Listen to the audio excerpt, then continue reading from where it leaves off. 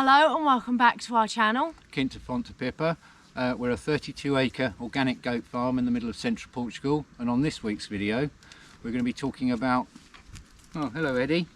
We're going to be talking about what we've been up to this week, and this little pest helping us along the way, aren't you, Ed? I received a comment on last week's video asking about my health, and I have a doctor's appointment this afternoon, so hopefully in next week's video I will be able to share more on what is happening with me. And hopefully it'll be nothing serious. So I think that was Philippa asked that question. So thanks, Philippa. We were very kindly sent money by some of your amazing viewers last week towards the waterers for the goats, which hoping if they've got them in stock, Molly's going to go and pick one or two of those up this week. Or whilst you're out of the hospital. So thank you very, very much for that. The goats are going to appreciate it. They'll let you know, because we haven't actually filmed it yet, but the water is actually working really well. The goats are drinking from it. And you're going to see me in a second go out there and start taking some shade netting down, which we put over the front of the barn for the summer in the extreme heat.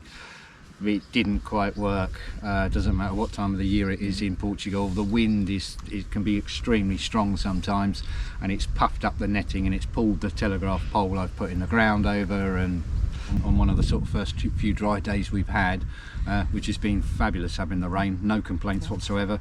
The field behind me, I think you saw I sowed that midsummer. It's actually got seeds sprouting in it now, about like that. So, but I've just had a little wander around, and the wild boar have been in there turfing it over. The goats have been in there because I sowed a little bit of corn in there, and they've been in there smelling the corn. They've been plucking it out and churning the land over. So until I fence that, I'm not going to sort of concentrate too much on seeding it, because it's a bit of a waste of time with no fencing, because it can't grow, because the goats go in there when stuff's like that, they nip their head off of it and it kills the plant and it doesn't grow. So but if you stick around, you'll see what we've been doing up to the removing the shading from the front of the goat barn up there, which didn't work, and we'll explain why it didn't work. I also take you guys out for a little drive as me and Mum go looking for some beautiful waterfalls after the rain. Which didn't really happen, did it? Stay tuned. Well, the girls went out to go and find these amazing waterfalls, which should have been there after 3 days of Portuguese rain, which is like the sea falling out of the sky. It's well, especially in this region. You'd expect literally within 48 hours to go to these dried up rivers and they should be pouring with water, but the girls came back and said that they were hardly flowing at all. So I think we'll see the following day, after the next rain storms that we get, that the rivers should fill up, and we should see some pretty amazing waterfalls in the local area. So if that does happen, we'll go back out again, because some of them are fantastic to look at. They really are beautiful. It's over there, look, he's found a mouse.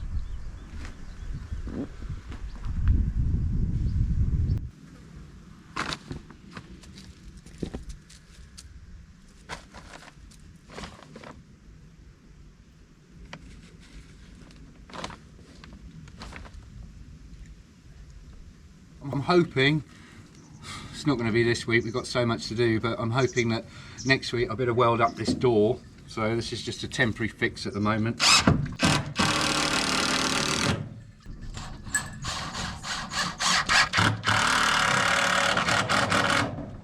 Right. And at the price of hay at the minute as well, they can't get in there. Yeah.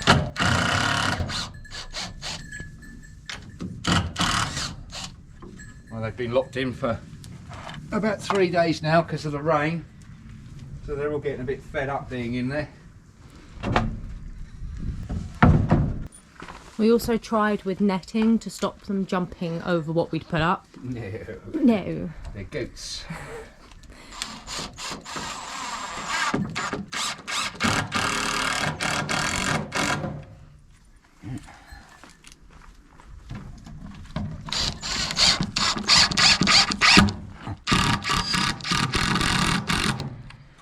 Right. I think as they're goats, they'll just go, well, I can jump that, and they'll jump it. Maybe a little bit. Can do, yeah. Oh, sorry. That'll do. Yeah? Yeah.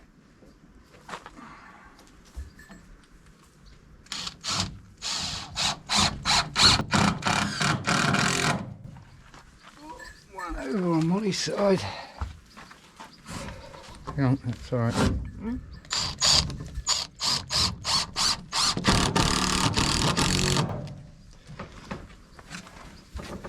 There you go, goats.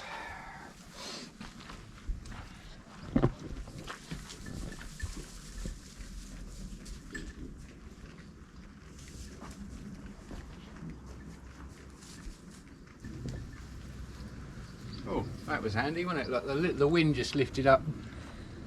It's yeah. So a job that I put up ages ago, which worked.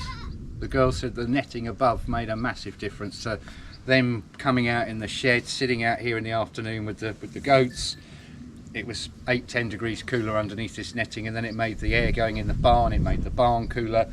But I don't know if Molly can show you. Maybe stand over there, Molly. Just show you myself right now. It's got quite a bit of sag in it.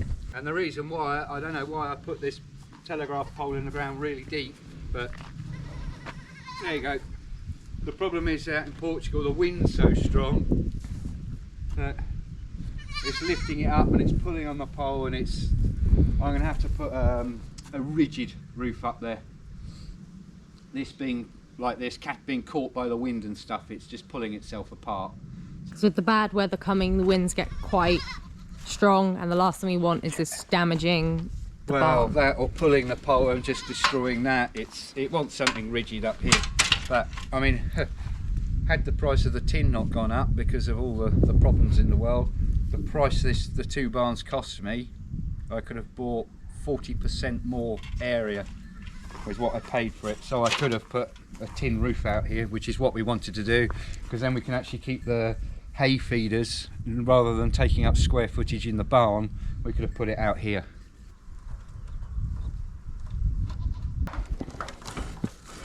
Should be a fair bit. I didn't cut it off until we were sure it was right, so I'm glad I did, because it's not right.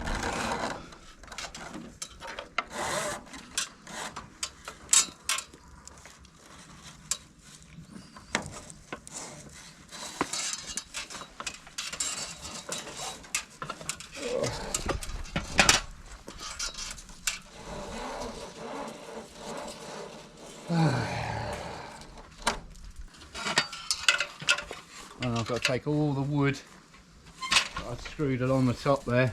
I've got to take all that out now. So, and there's also some under here that we'll also need to remove.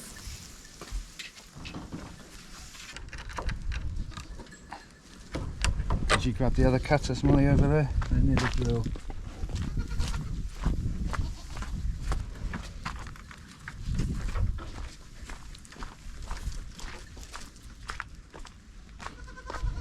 Thanks, mate.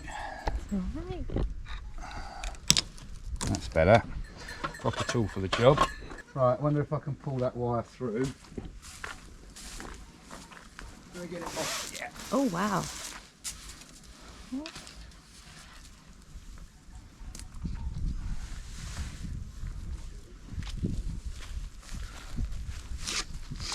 Oh, well, that's been pulling on there so hard it's chopped into the telegraph pole. We've sewn it to the wire with stiffer wire, and it worked very well. The day we put it up, it worked really well, but the wind unfortunately has destroyed that. So, see if we can pull the wire out of this one.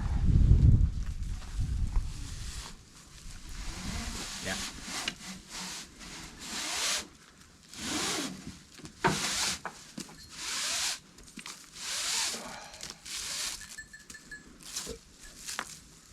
Well, back to the drawing board then on that one, that idea.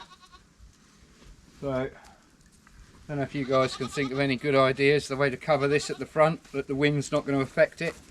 I think it's going to be running a piece of wood from this to the building there, and then from that there to that building, so it's actually holding this up, and then putting pieces of wood across and putting something the wind's not going to be able to pull on. But it would be nice if it's waterproof, because then when the girls come out of the barn from there to there every single day, twice a day, it'll stop mud where the girls walk. But as you can see, we've had 3 days of rain. The grass is all coming back up on the farm. There's about 4 or 5 terraces I want to go and plough up so I can sow some seed,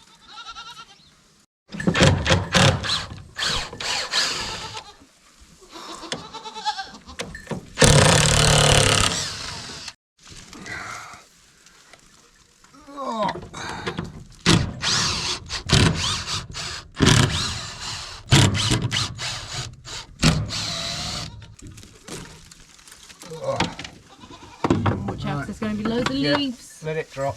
You go out then. Because obviously we will fold this netting up and save it for... Oh yeah, well we bought it just for this, didn't we? So...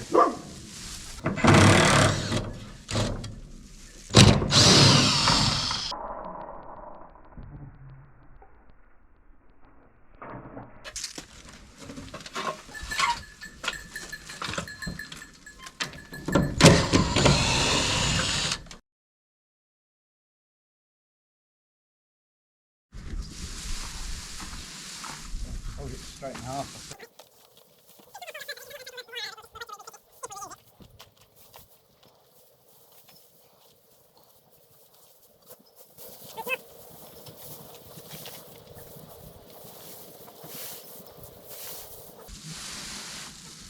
Right, we got some string, we tie it up, eh?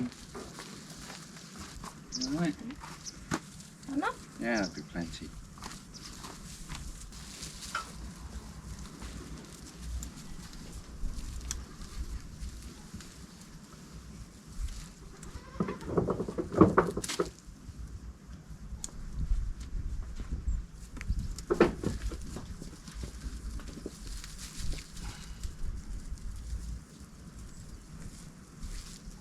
There you go. Ready for another day.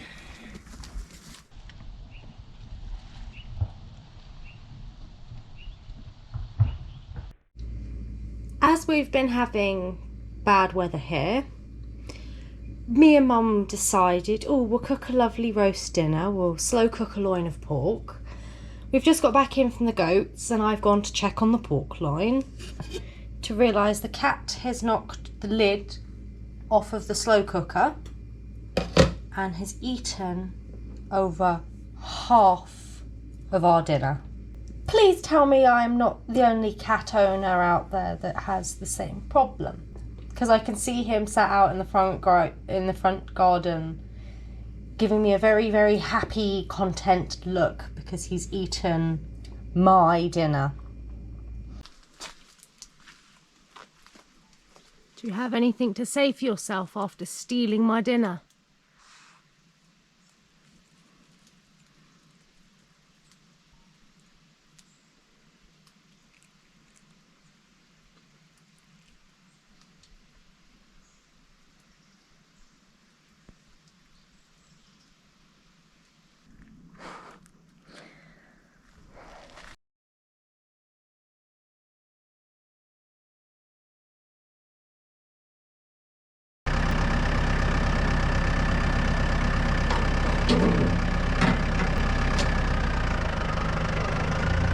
Well, that was harder than expected. I had to use my big old lever bar on there to unhook the bucket, and the reason why is this is the lever you're meant to turn to pull these pins out, and I think you can see that's broken. The weld is broken there, so it's another thing for me to take off and weld up. And before we go off, I want to tie all this up so I don't lose it, because that'll be the next thing, is that a piece of this will drop off when I'm ploughing the field and I'll never see it again. I could have done most of the work I needed to do, just the time it's taken me to take this off. Right, that'll do. And it might not look a lot, but just missing that bucket off the front really does take the length of the tractor down a little bit, because what I often find is if I don't, because normally I can take this whole bucket off, it removes here literally. Probably actually would have been quicker than me taking the bucket off, because it is very quick, but it's another job you don't want to do, because I need the bucket tomorrow, and that's a lot of the problems with farming work, is having one tool on the tractor to do one job, and then the following day you need a different tool, and it just adds a lot of hard work to swapping these tools over. So anyway, we're not turning this into a how-to or anything like that, so let's do a little bit of time lapse of me prepping these two fields. So I don't know if you can see how steep this track is here, and I've got to turn across here.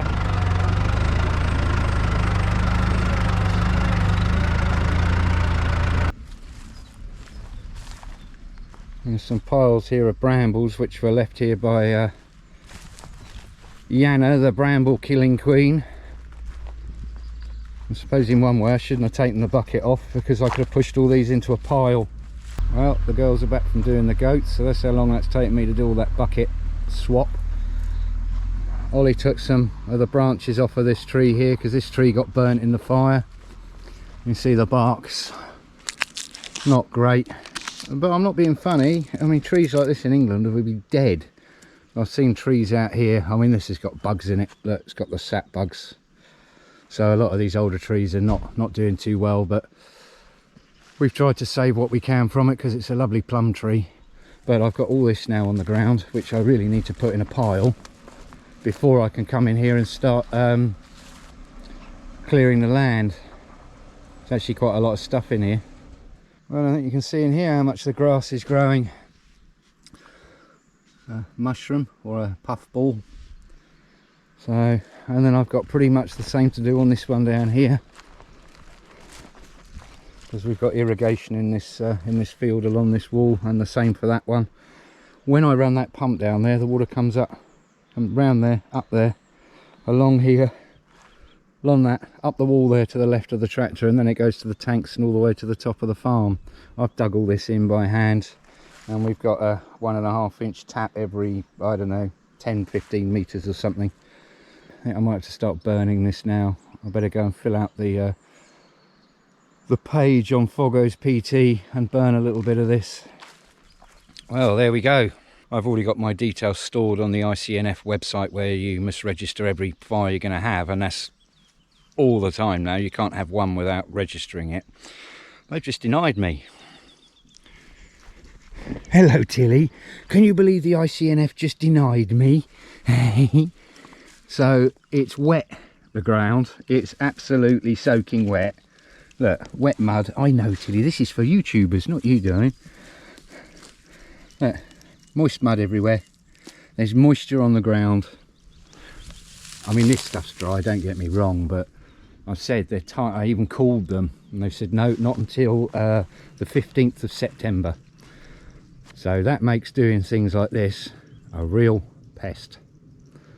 And look, so poor Molly's gone up to the top of the farm. She's going to go and grab me the pitchfork, and then I'm going to try and get these bits in one pile over there, and probably just put these brambles up against the edge in their little relevant little piles, so then we can burn them later on. But then when you burn them later on, you've got a field full of stuff. It's so little things like this make keeping my cycles of doing things regular really difficult. Well, we've got to make the best of what we got and what we can do. So as you can see, the way the dry grass dies and it collapses, it then starts consuming all these sticks and whatnot, so it's going to make it quite awkward to pull this lot out. Oh well.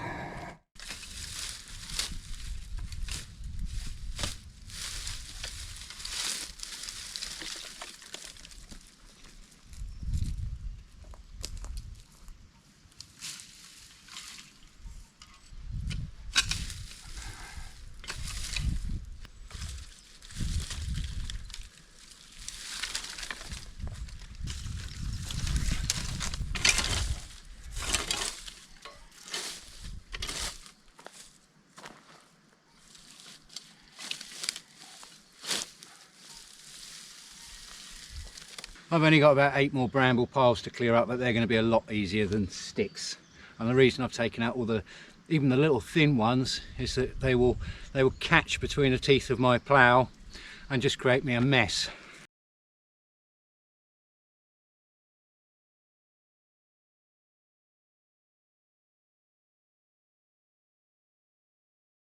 Oh, well, that was hard work. I'm sweating like crazy.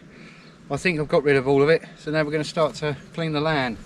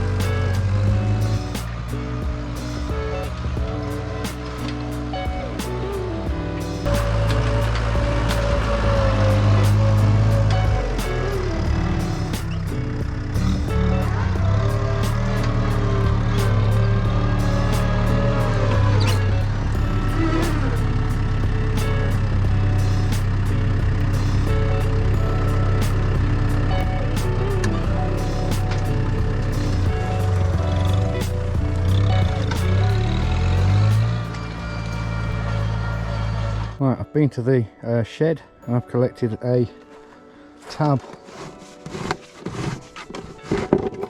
of my seed, which I keep in these pots, which has got a little seal on it. I mean, they're not, they wouldn't be waterproof if you put them in water, but they certainly keep the seed nice and dry. This is sorghum grass. It's a little bit late to be sowing this, but I really haven't got anything else to sow, so rather than leaving this field bare, I'd rather put something in it.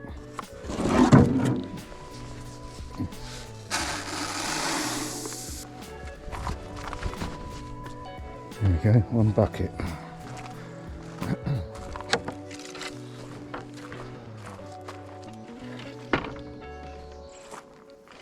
There's all the rubbish I cleared up.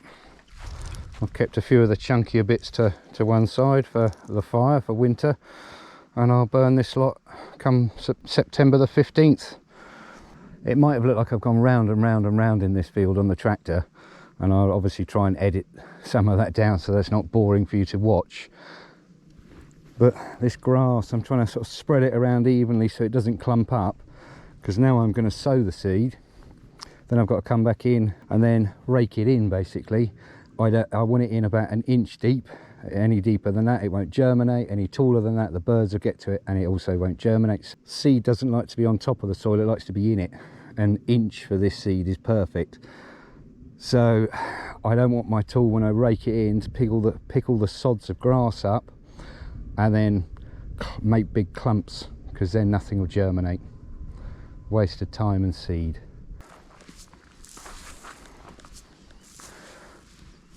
I try and keep it away from the very edges of the field, because it makes it harder when you come to sow this lot or plough this lot back in. It'll become a lot harder. Oh, that one went a bit too far.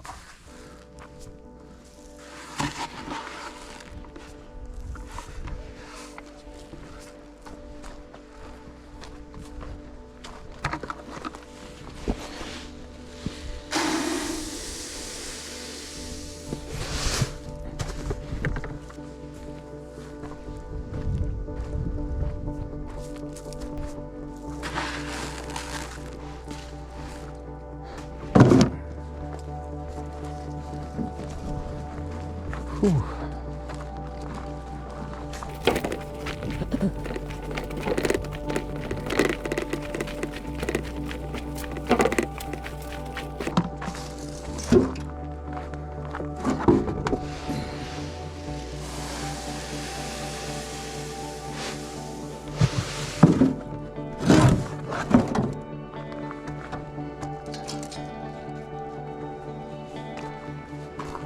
Oh.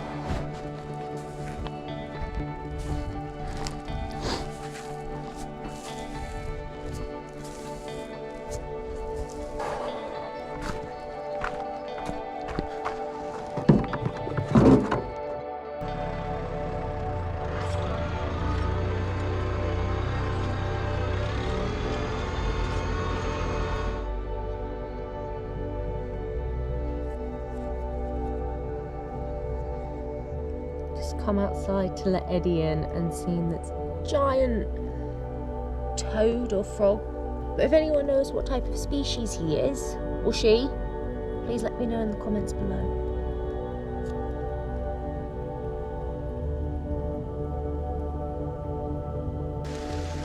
Get in, it's raining. That would be perfect on top of the seed, wouldn't it? I did that yesterday. Couldn't wish for better. Save me using something like that.